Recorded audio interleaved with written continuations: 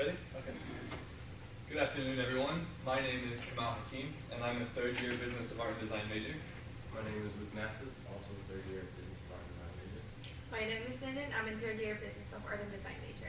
My name is Nathan Schumer. I'm a third-year Business of Art and Design major. So the future of economic survival of the Caribbean region seems to be largely dependent upon the sustainable tourism industry, a concept that marries two conflicting ideas, development and sustainability. To begin, we're going to start with our mission statement. And this is the mission statement that we want Explore Caribbean to adopt, which is, our mission is to appeal to a new audience as well as provide the company with new ways to make sustainable principles and practices a part of day-to-day life, as well as capitalizing on our existing consumer base from the cruise industry. Sustainable tourism is perhaps the most prominent feature of contemporary tourism.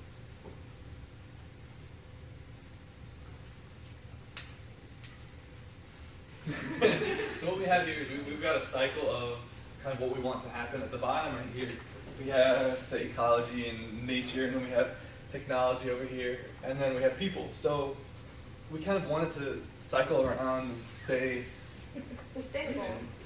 Sustainability. And there you go, circling around. We have an example of something really special that the people of Westchester County, New York did. And what they did was, there was this farm, which was kind of run down, and the county wanted to turn it into a sustainable, eco-friendly environment. And they did that by promoting green solutions to environmental problems facing Westchester County. So after they renovated the whole place, implemented sustainable principles, what they did was they invited young and old of the area to come to the farm to learn about organic gardening, greenhouse design, maintenance, green roofs, rain barrels, etc., etc. And in 2009, which was a couple years after the reopening, 7,000 pounds of organic vegetables were created, which is astounding. What they did with with all those grains, was that they sold it to local farmers and local people around the area. And instead of people going to the national grocery stores, which have plenty of greenhouse gases, they bought locally, and to this day it continues growing, which is what we want. This is a good example of what we want Explore Caribbean to do in the Cozumel Caribbean region. So through the research, we found out how many cruise lines are actually going to Mexico. So those are the lines: Royal Caribbean, Carnival, Crystal, Holland America, Norwegian, and Princess Cruises, and each cruises that they have their own cruises. So as we found out in research that over the years, the decades, how many people and they're going and arriving at Caribbeans. So as you see that world tour arrivals, Caribbean is a #1. It's like increasing like year by year. So we think there's a huge possibility of customers going in there, and then as well as we can do a lot with the sustainable. So as well as for the demographics, as you can see, as I just said, Caribbean has been #1 tourist destination in the cruise line. So you see the samples that Caribbean next to Mexico, it's going up, but actually even though it's going down, but then you can see that they're still #1 on the top. Even it's going down, but recently in 3 years, 2008 to 2011, it has increased. So we think that there's a possibility that throughout the years it's going to increase more. More passengers will be arriving there. So, but even though it's still going down, so it will be still a good spot to go there. So who travels to there to go on the vacation? So as we found out in research, there are people, partners, and people who go with their partners, their spouse, with the couples, or they have some entertainment going on. So as you can see from the demographics, you can see it's going up. So spouse are more people who actually goes to travels over there. Right, so 77% of cruise travelers in the year 2011 were spouses. And specifically spouses with families is a little bit less, but it's mainly a family event. And with that, we have a breakdown of the ages. And what we see is that there's a pretty even breakdown from the 30s all the way to the 60s, with the exception of 25 to 29, which are just out of college and they're not making enough of an income to be able to go on a cruise with their family. So the people we're targeting right now are people that are in their families, a mother and a father with some kids, with an average income in the $100,000 or below range or above, because what we found is 32% of people that go on cruises are around the $100,000 range. To put this into perspective, we've come up with this family, which you might recognize these people from Modern Family.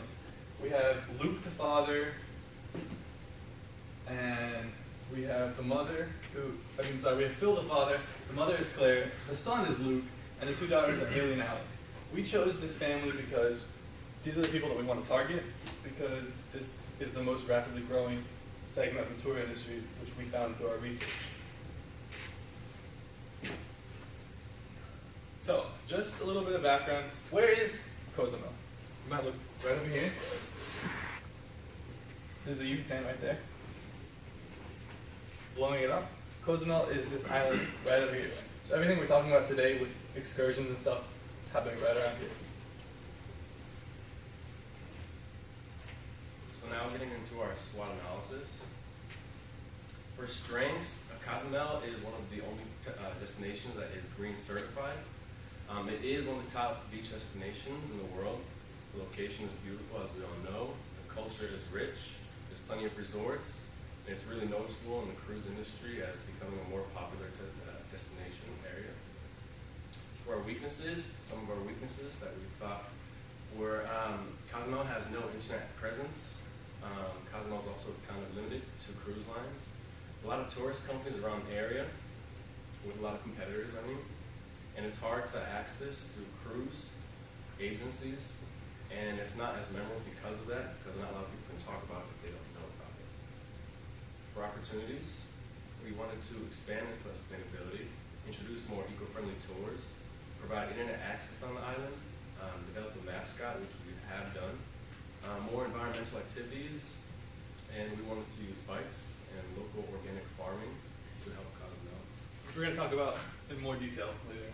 For threats, there's many competitors in the area, the weather and climate change, harming of the wildlife, endangering the species and the wildlife, and the water quality, and preserving culture heritage and taking away from natural resources on Cozumel. We've broken down the next section into what we think is the four main key points which we're going to improve on, which are cruises, excursions, sustainability, and culture. So, as you can see on the graphic, we think that one of the biggest people who are going and tourists are the cruise passengers. As you can see, it's in the bottom line. So we want these people to be eco-tourists. We want these people to be sustainable. We want help these people to understand the meaning of how to be green. So that's what Explore Caribbean wants to do. So they want these people to all up.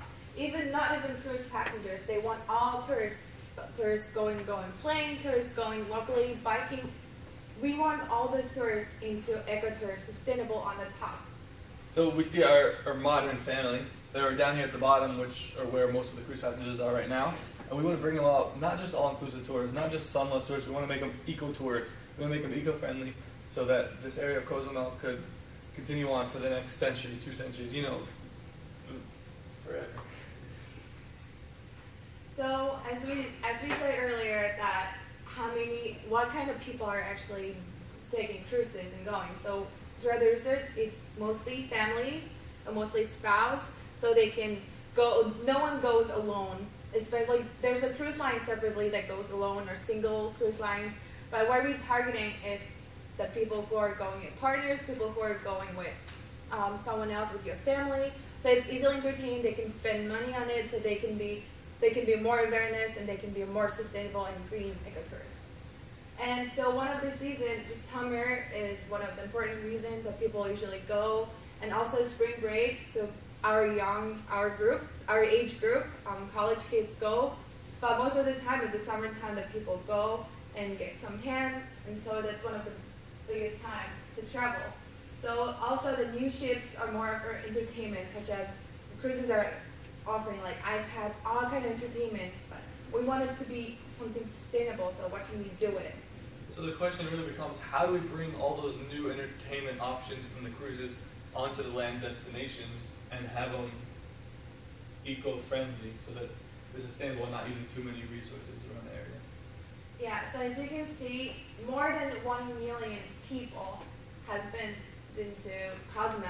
People are going, it's one of the biggest destinations. Yeah. And the bigger the dot, the more travelers. And as we can see here, Cozumel has one of the biggest dots in the area. And it says more than 1 million people have visited this area. As of 2012. And now excursions. So Explora Caribe has excursions in these places such as Cozumel, Costa Maya, Progreso, Chiapas, and Huatulco. But more specifically, we're going to be talking about the excursions on Cozumel because that's the main focus of what we research. The excursions include kayaking, snorkeling, jeeps, just the typical stuff you find at a beach resort. As you can see, that could be one of the cool things you can do with Cozumel. And the excursions which are developed and maintained in the area do not degrade the environment. That's one of the key things that we're going to be talking about in the next section. Nathan is going to be talking about ways that we can enhance these excursions and make them eco-friendly. All right, now sustainability. Creating a balance within the dynamics of the Yucatan environment. We want to create efficiency and effectiveness without creating any harm to the Yucatan. So as a result, because of these virtuous principles of sustainability within your company, it'd be a great idea to actually illustrate to the customer these principles and what you, as a company, Explora Caribe, is actually doing in order to make this stuff happen, make Yucatan a better place. One of the ways in which we can do this is, in fact, with the bikes, like what they do in the Netherlands, not using so much fuel emission and stuff when actually going from place to place, and actually implement it on the sites that the Yucatan, Explora Caribe would actually go and when they're taking people places in the Yucatan. And of course, another great idea is the vegetable oil, fry powder. There are companies such as Grease Car and Frybrit that will actually set up in your car like on frying things like vegetable oil and things like that, which you can set up relations with local businesses who are going to throw that stuff away anyways, and they can actually use it as fuel for their cars. So if in case they don't have any money for gas, they can use this in their cars. And it's very eco-friendly and it'll save the environment rather than using gasoline products. Exactly. And now this brings us to the sunscreen issue. When people actually go to the beach, they want to have a good time, they want to be protected, that makes sense. But there's some side effects to this. Given the type of sunscreen that you use, it can have bad effects on the coral. The coral, which is actually one of the main things, all the sea life and everything, all the reefs that people come to see when they want to go diving and actually go underwater and see the beauty that takes place there. They, in turn, are actually destroying it because they're using the wrong kind of sunscreen. So we want to direct them to the type of sunscreen they can actually use. Or, we could perhaps even explore if we can sell it themselves and give it to their customers, or sell it to their customers. Another great idea is in order to save energy, either within your own grounds or other parts of the city, are algal lamps. They use 150 to 200 more CO2 in a year than trees may soon light up the streets. It's basically so people don't have to use as much energy in the Yucatan environment, and therefore it'll be just an easy illumination, so people can actually save on energy costs. So pretty much just to simplify what an algae light is that one algae light takes the place of 150 to 200 trees in taking in carbon dioxide and emitting oxygen out of it. And right here on the left, on the right, on your right, you can see that this is the future of algae lamps. So you don't just have to have this green color in nature. You can have them in different colors. You can have them red, green, orange, and white as well to replace certain lights that we use today. So for Cosmos culture, the travel industry and tourism have had a very significant effect on the Caribbean region. When these cultures come into contact with strong forces of globalization and maintaining traditional local culture, it also oftentimes becomes very difficult for the people already living there. The travel industry and tourism have had significant effects on the Caribbean region already. The goal is to maintain the traditional and local culture and to teach the tourists and the customs and the traditions of the people who are there. Now we have our 5 forces model, which Linda's going to go briefly into. So in this itinerary, what kind of tours are in there competing with, along with exploratory. So as you can see, one of the biggest, wild tours, Larka tours, all-pro tours, independent tours. Also, there are the people who are just actually going there by themselves without even using tours. So those are the competitors with exploratory. So what are the buyers? The cruise lines, one of the biggest, the clients, customers, and locals. So supplier, who is supplying to the industry? There are numbers of cruise lines before, and hotels and resorts on the island, and travelers who's traveling to Cozumel and all of Mexico. And equipment, laborers, locals, travel agencies are who's there or who's also doing stuff and around the area. So what's the trend? The coming to industry. So what's the new entrant? So there are beach, people just, instead of going with the Explorer Caribbean, people can just, okay, I can just go to the beach. I can just go stand, I don't have to spend money on people to just give me a tour. Or there's local pools, there are museums, lots of local attractions, so they just like go and ask someone the direction, there goes there. But rentals, instead of renting a big cars, they can rent cars, the cars from other people instead of renting from Explorer Caribbean. And so those threads are level of medium, but it can go up higher if the people choose more. Because these days people are trying to save money, they try to be eco-friendly, they try to be more backpackers instead of choosing the tourists and stick with it. So those are medium, but it can go high. So Trader Substitute, those are international tour groups. A lot, and they are local businesses around. A lot of local businesses are trying to sell stuff to the people. They're just trying to grab, because the Cozumel Island is largely depend on the people who is coming in, those tourists. And the free walking tours, those are local attractions, as I said before, and one of those things happening. But we think it's low, but it can also go up to higher if you don't really pay attention to it, because we have to take into consideration of what people like to do. So instead of make people to go by themselves alone, and we can offer people what can we do, and we are eco-friendly, we can help people save money. So the people will choose Explorer Caribbean instead of all this thing happening. So to take a look at this 5 forces model and simplify it in more of a 3-way circle, we have this diagram right here which takes into account the socio-cultural impact, the economic impacts, and the environmental impacts. And pretty much just to summarize what this means, all those 3 factors boil down to one thing, which include the advocates, the skeptics, and the supporters. What we want to do is we want to make everybody a supporter of economic, ecological tourism, and make everyone a supporter of eco-friendly practices throughout the region. Now, our mascot. This is something we are very proud of, and we want to share to the world what we feel like Explorer Caribbean can represent themselves as. We wanted to keep in the culture of Explorer Caribbean and look back on the history and keep that intact, because there is a history with Explorer Caribbean, and we want to connect with that and keep people engaged. We also want to connect to the natural beauty of Explorer Caribbean. So what better to do that with making a pelican? So our mascot is called Pedro. So this is Pedro the Pelican. Pedro. And it's more of like a goof character, but it's basically to symbolize eagerness for tourism and just basically he is ready. Some of the inspirations that we got out of it's great Pedro, or these are some pictures popping up right now. Here and right over there. Thank you.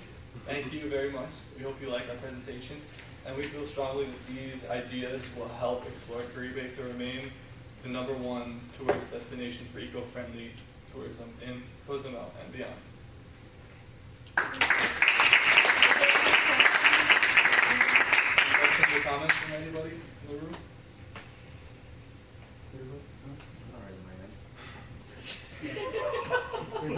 Steve, you have anything? I do. First of all, good job. You made a lot of kind of adjustments based off of the feedback that you've been given in the past few presentations. Some questions come to mind. So I have a lot of good things, and I'd be happy to share those with you afterwards. But the questions I do have, so you highlighted 2 things, the bike excursion as an option.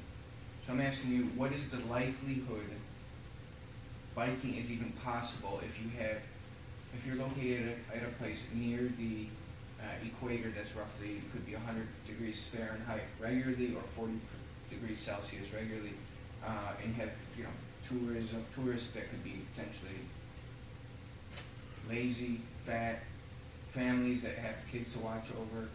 Is this even realistic, and how would you justify that? Well, the way we see the bicycle tourism is kind of secondary to the car industry, the eco-friendly way that Nathan was talking about, where we use the vegetable oil and other oils to create it. So ultimately, we don't want to just go straight to the eco-friendly right away in one step. We want to gradually get to it, kind of like what that pyramid diagram was showing you, how we go one step to another. And bicycle tourism is the ultimate top peak. So eventually, we want those people to want to get to there.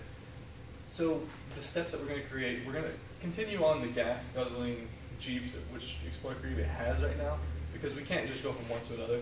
We're going to slowly phase them out and involve the vegetable oil stuff and maybe include some hybrid vehicles eventually, because it costs a lot of money to create those things. So we're looking at like a 10-year projection here. So we will start off with the bicycle tours and start them from the beginning, and we don't see that being very, very popular immediately, but eventually more and more people will choose to use that mode of transportation. But also, these days, not in these days, people like to save money.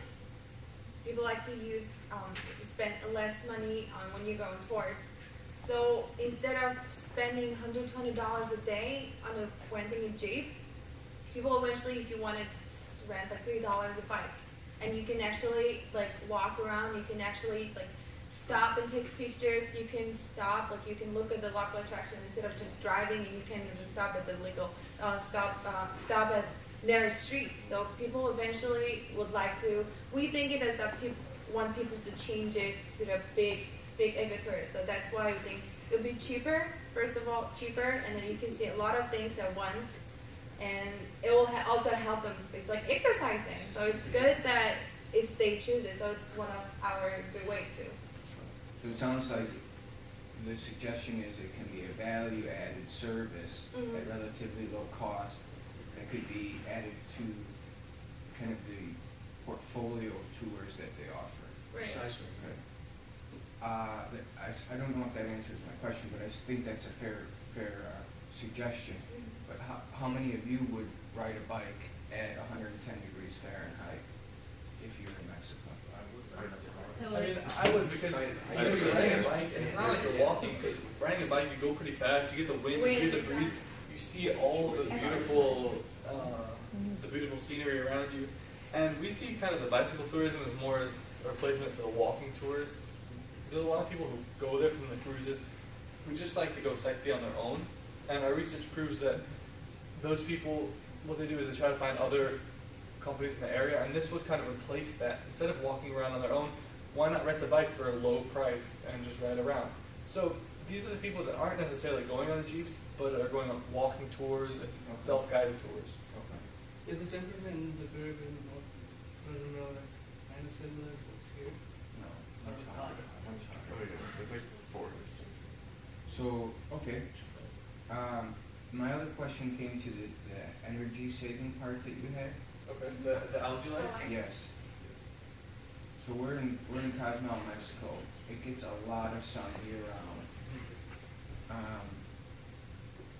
Who are you suggesting saving money for? One, I mean, I'm not sure where are you suggesting you put these, and for who? Okay, so what we envision this to be as is, we see expenses as one of the main drivers of like low profit. So if you want to increase the profit, replace the light that you have, the electric light, with algae lamps to kind of enhance the experience and to make it more profit, to make more of a profit in the area. And do you want to add something to that? These can also work in darker, when it's actually darker outside too. So Yeah. it's something. It's something. So Or when like people, light up the whole environment. when people, Right. when people Like- need illumination when it gets after hours, like when it gets dark, they can use it then. It's one of those things. Right now they take the place of table lamps and stuff like that. But in the future, maybe in the next couple of years, they're gonna become ceiling lamps, like you see here in color, and kind of add more of a cultural effect. So it sounds like it's more of an operational improvement than a real impact in terms of. Exactly. It's not for the tours. It's more for the operations of Explore Rio. How much do these cost? Do you have a guess? Actually, I don't. I can get back to you on that. But Right now, they're a lot more expensive than electric lamps, LEDs, and stuff like that. But in the future, we see them coming down a lot more. We don't have an exact price though at this moment.